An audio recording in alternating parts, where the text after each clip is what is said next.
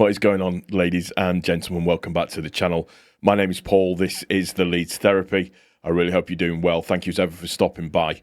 On the right-hand side of the screen, you will see my socials. If you could get involved with those, I would greatly appreciate it. We're getting close to that 3K. It's creeping there.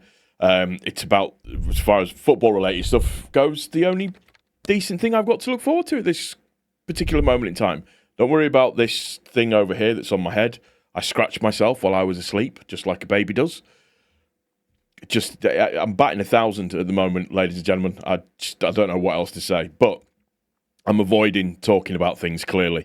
Let's have a conversation about the Carabao Cup. Oh, where to begin, where to start, what do we do, how do we go about doing it, all of that kind of good stuff. Well, I think, being perfectly honest, it simply isn't good enough.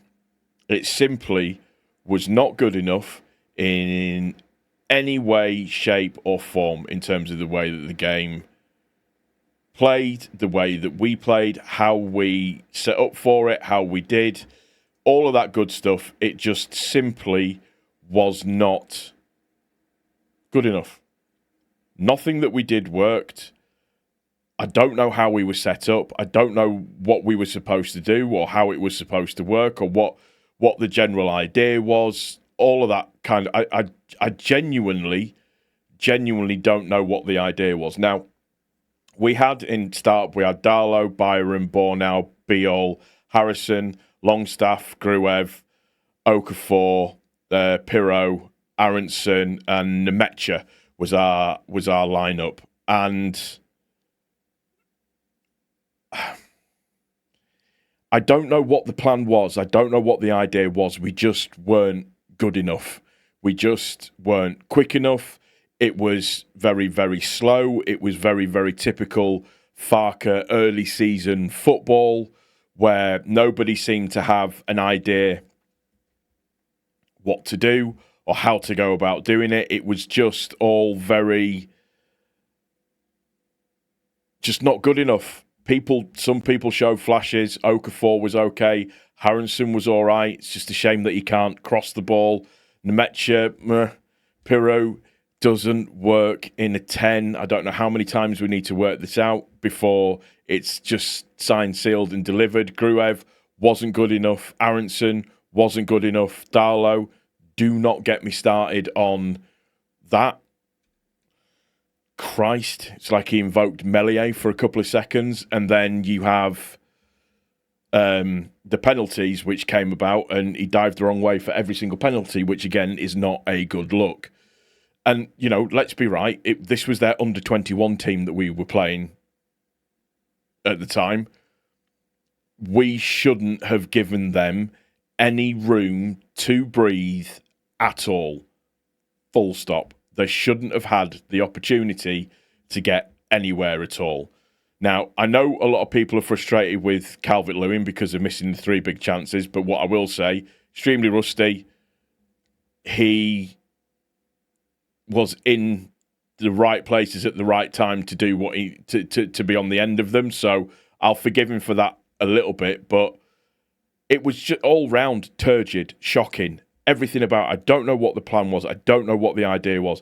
I think it's very telling that Farke didn't go to the away fans at the end. He should have done regardless of the result. You always go and clap the support regardless because they've come out of their way to do it, to come out of the way and support the lads. The penalties were rubbish. Pirro, I mean, who would have had Pirro down for missing a penalty? And then Calvert-Lewin missing one and then Longstaff missing one. I'm not going to put this down to one of those days, but there's a bigger problem at hand here, a massive problem at hand, and that is we cannot afford to have a slow start to the season. This was our opportunity to put, you know, the ghost of Arsenal to bed and to try and not make things right, but just give a little positivity going into the game against Newcastle. Now, yes, Newcastle have injuries, but look at the way that Newcastle went at Liverpool. We are stuffed if that's the way that they're going to play against us. We just are. But if that's the type of performance that we're going to be putting in. Now, we know that some of these players aren't going to be starting. Now, I'm going to be really, really brutal here. Really, really brutal. And yes, I'm a bit emotional about it, but I think it needs to be said a little bit. Aronson, sell him. Pirro, sell him. If we can get upgrades. Not because I don't want them up to Gruev as well. Not that I don't want them within the team or anything like that. It's just what they showed me tonight in isolation wasn't good enough. I don't know what the plan was tonight. I don't know whether it's naivety, which if it is naivety against a struggling championship club, that's unforgivable. I don't know if it's arrogance. If it is arrogance, again, that's unforgivable. Now, the issue that you've got is that the knives have been out for Farke since he basically came in control of the of coaching the team, and there is people out there that are looking for anything that they can to be able to really, really start beating the drum about the fact that he should go. Now, the issue that we've got is that if this is one of these, and we've done it for the past 2 seasons with Farke, notoriously slow starts to the season, if we get to Christmas, who's going to want to come in and take the job if he does go and it's all going to pot? If we get to the international break having only got 3 points from a possible 9, bearing in mind the games that we've played, who's going to want to come in and kind of take that over? And then the other side of it is that the people quite rightly are then criticising the board for saying we have money to spend, yet they're not spending it. And then you look at tonight and think, well, why is Ramazani going to Spain? Why is he going? The afternoon started off really well because we got 4 million for Sam Greenwood. It's 4 million euros for Sam Greenwood. And we're like, how's that happened? But the issue is that the longer it goes on the way that it is, Farke is becoming more and more on borrowed time, and it becomes, is it his inability to coach decent players? Does he have an inability to coach decent players? I'm putting stuff out there, by the way. This isn't me saying this. But the clamour for him to be sacked is now going to start to reach fever pitch. And it's going to be very noticeable for the 49ers. Like I said, the 49ers have got their own questions to answer. We were prepared to pay 30-some-odd million for Pai Zhao. Why haven't we spent that money yet? We were prepared to go to 40 million for Muniz at one point, or however many millions for Muniz, so 50. So we were prepared to spend 60 million pounds on 2 players. Why haven't we spent that yet? Why aren't we looking at that yet? And this next week in the transfer window, there needs to be some serious activity to try and pull this back around again. This is almost kind of like a watershed moment for us. Something really does need to happen, and it needs to happen quickly, be that from the players or from whatever. I would have preferred it if Farke had come out and said, do you know what, I got it wrong. Not sometimes these things can happen. I don't care. I don't want to hear about that. I'm not bothered about that. Just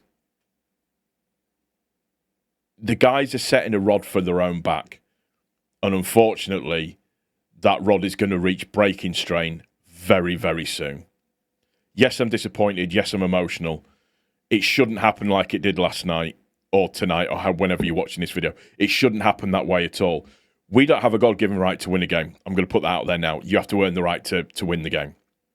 For me, we cocked it completely because the setup for me was completely wrong. Why have we suddenly switched to 4-2-3-1 when we've been playing 4-3-3 for the first couple of games in the season? Why the sudden tactical shift on that one? Why not just keep it the same? That doesn't make any sense to me at all. I could be completely wrong. But also as well, the players haven't done enough to win that match. And they all need to take a look at themselves, realistically. I don't know. I'm just very, very disappointed. We seem to be here again. We should be happy. We should be joyous. And it just feels like we're not. At the moment, we're at potentially a 7 out of 10 window. And within the next 7 days, that could quite quickly shrink back down to a 5 out of 10, even a 4 out of 10 window. because we seem to have fumbled the bag in some way.